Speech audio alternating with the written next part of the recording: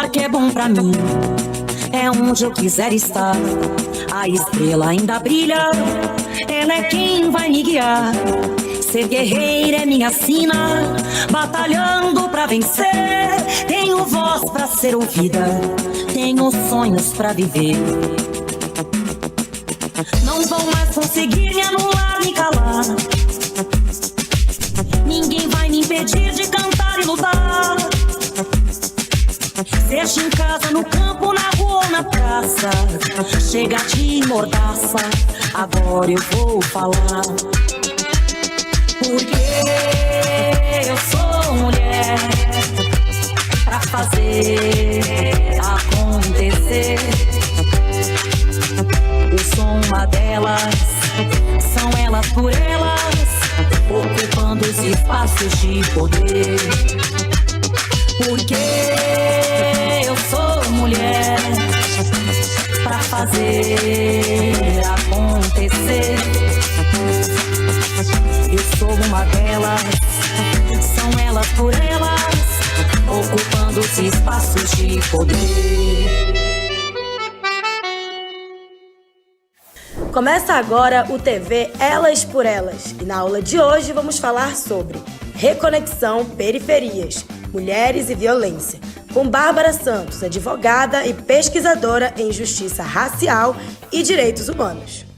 Sou a Bárbara, tenho 28 anos, sou uma mulher negra periférica, de pele marrom, retinta um pouco mais clara. Tô usando tranças, que faz parte da minha identidade, e eu escolhi a cor ruiva dessa vez. Sou de São Paulo, da Zona Sul de São Paulo, do Jabaquara. Nascida e criada aqui no Jabaquara, Americanópolis, onde minha família vive e resiste há muitos anos. Eu fui muito privilegiada de nascer filha de duas pessoas militantes, engajadas na política, novas.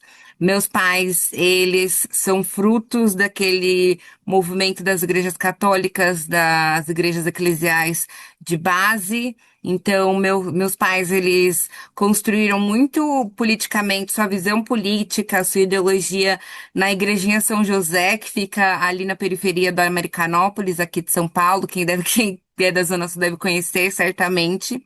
E eles são daquela juventude que participou dos movimentos políticos do final da ditadura até a direta já. É, se se filiaram ao PT logo na sua fundação também. Então, desde criança, eu sempre tive essa visão política e ideológica dentro de casa. E esse recorte racial, a questão racial foi muito clara em casa desde sempre. Minha mãe sempre cuidou muito do meu cabelo, junto com do meu cabelo da minha irmã, sempre nos ensinou a nos amar. É, Referências negras em casa sempre foram importantes, então sempre tive cantoras negras em casa como influência, artistas, atrizes negras.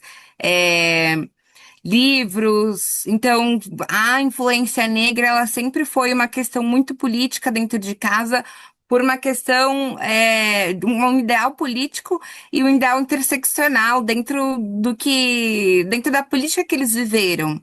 Então, eles são frutos desses movimentos das igrejas eclesiais de base, mas eles também são frutos daquele movimento negro que fundou, né, e foi constituído na redemocratização do Brasil.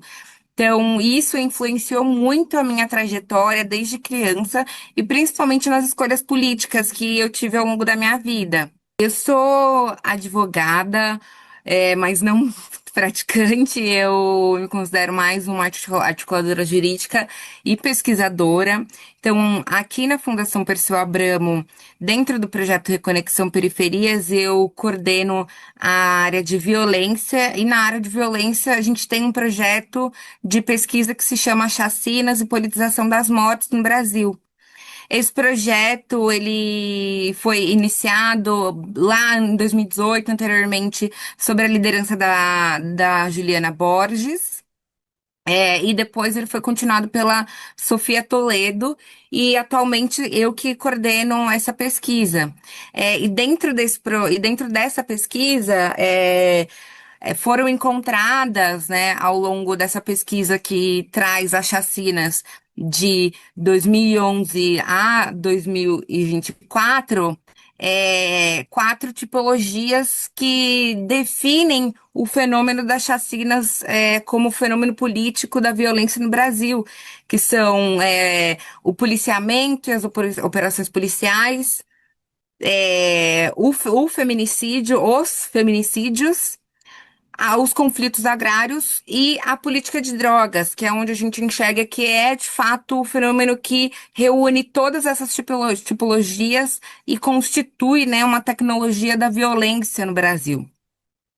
Quando a gente traz a relação entre as mulheres e a violência, nessa pesquisa de chacinas, a gente evidencia muito diretamente aos impactos, né, indiretos e diretos que ocorrem com as mulheres. Primeiramente, em relação às chacinas e aos feminicídios, a gente encontra, né, um padrão de chacinas que são ou que ocorrem a partir dos dos ideais misóginos, dos ideais que impulsionam a violência de gênero.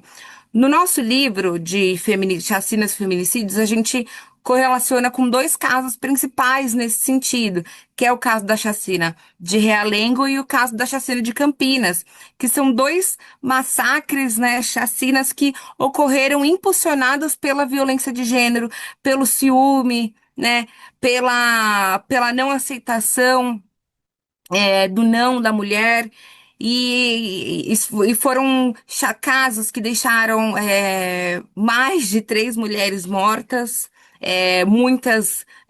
Um dos casos ocorre dentro do ambiente familiar, então a família inteira acaba sendo dizimada por essa violência de gênero, esse feminicídio. Então, a gente enxerga nesse primeiro ponto que as chacinas, elas também têm uma tipologia e que seria uma influência direta, né, com a violência. Indiretamente, a gente pode enxergar que toda chacina deixa resquícios, para a mulher, seja ela direta ou indiretamente, porque a mulher, ela é a mãe, ela é a irmã, é, ela é a trabalhadora que está passando ali no momento. Então, as chacinas, elas também têm um impacto indireto para as mulheres. Então, ela também ocorre de uma forma, de uma violência indireta. Então, por isso que a gente encontra, né, o movimento das mães, das mães e familiares de vítimas de violência do Estado. Muitas mulheres, elas são assassinadas diante das operações, por bala perdida e etc. E isso também entra nessa violência indireta, porque mesmo em alguns casos que as mulheres ainda não são alvo, elas ainda são alvo porque elas estão dentro daquele território de violência, elas são mulheres negras, elas são mulheres periféricas, e ainda assim elas são atingidas por essa política da morte que está dentro do Brasil. No Ministério da Justiça, eu coordenei a pasta de promoção dos direitos da população negra. Essa pasta abarcava como um todo, né, as pautas de justiça racial, os projetos que estavam ali no Ministério da Justiça, na Secretaria Nacional de Acesso à Justiça da Justiça Racial. Mas ali a gente enxerga como a justiça racial ela é muito interseccional. Então, dentro daquela pasta, eu tive um acesso direto eu coordenei diretamente projetos para a diminuição da violência de crianças e adolescentes e os projetos em relação a familiares de vítimas de violência de Estado. É, e foi engrandecedor para mim estar lá enquanto saio da academia, entro lá como uma gestora pública agora, né? Então, para mim, foi uma virada de chave muito importante para entender as limitações dentro do nosso governo. Eu enxergo que a nossa Constituição, ela não é só ampla, ela assegura muitos direitos, ela é muito clara nesses direitos. E o problema hoje são as interpretações que fogem dos ideais dentro da Constituição. Então, muito dos problemas que a gente tem de não avançar com certas questões, problemas que a gente tem dentro das injustiças raciais, dentro das injustiças contra as mulheres, são porque há uma falta de cumprimento administrativo, há uma falta de preparo dos agentes, há uma falta de preparo do Ministério Público, do magistrado, há uma falta de preparo dos juízes, há uma falta de preparo também até da própria Defensoria Pública, que muitas vezes não lida corretamente com os casos. Então, além disso, além dessas esferas institucionais legais, a gente tem uma falta de preparo gigantesca dentro dos agentes públicos. Da polícia, seja a polícia civil, seja a polícia militar. E isso faz com que a gente não consiga avançar com as questões que já estão fundamentadas pela lei. E eu digo, quando a gente tem um problema aqui administrativo, a gente mostra que há uma falta de cumprimento às leis administrativas que regem todo esse processo. Ou seja, se também tem uma falta de cumprimento, alguma coisa também precisa ser feita para que esse cumprimento seja feito e a gente consiga avançar com os direitos. Muitas mulheres hoje não se sentem acolhidas dentro das delegacias da mulher. Muitas mulheres ainda não chegam na delegacia da mulher. E por quê? Por que que isso ocorre? Então a gente precisa avançar nesse sentido, porque há uma lei de feminicídio, há uma lei de Maria da Penha, há uma lei administrativa que gere as delegacias da mulher. Então, o que que está acontecendo hoje para que a gente não tenha avanços? Hoje a gente teve um aumento do feminicídio no Brasil, estamos vivendo um aumento da violência de gênero no Brasil. O que que a gente precisa enfrentar para isso? Eu enxergo que a gente precisa enfrentar o âmbito administrativo, entender o porquê que as leis não estão sendo cumpridas, entender quais são se o caminho que a gente traçou tem um planejamento, quais são os percalços que acontecem nesse caminho para que a gente não consiga reparar a violência. Então, eu enxergo dessa forma. Então, a minha vinda também, depois do Ministério da Justiça, para o projeto, para a Fundação Perseu Abramo, projeto Reconexão Periferias, ela vem também nessa percepção da gente entender que a nossa pesquisa de violência, ela pode avançar nesse sentido de ajudar o nosso governo, ajudar esse próximo ano, dentro do plano de governo do governo Lula, para que a gente possa enxergar dentro das nuances que a gente tem a partir da violência, como que a gente vai incidir para avançar na diminuição da violência no Brasil. A gente precisa incidir dentro do plano de governo, porque o Brasil que a gente quer é um Brasil que não tenha mortes, é um Brasil que não tenham mulheres morrendo, que não tenham uma juventude negra morrendo. A gente quer um Brasil que mais mulheres negras estejam nos ministérios, que mais mulheres negras sejam juízas, ministros do STF. E então a gente precisa avançar nesse sentido com essas questões, principalmente ano que vem, junto com o plano de governo do presidente Lula. A gente sempre diz, né, que o PT precisa voltar a se aproximar das periferias, etc.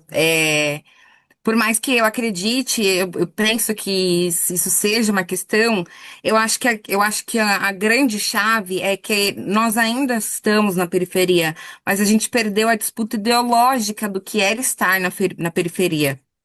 Então, a gente tem uma juventude que tem diversos benefícios, do governo para o avanço da educação. A gente tem cota racial, temos o ProUni, temos o ReUni, temos o FIES.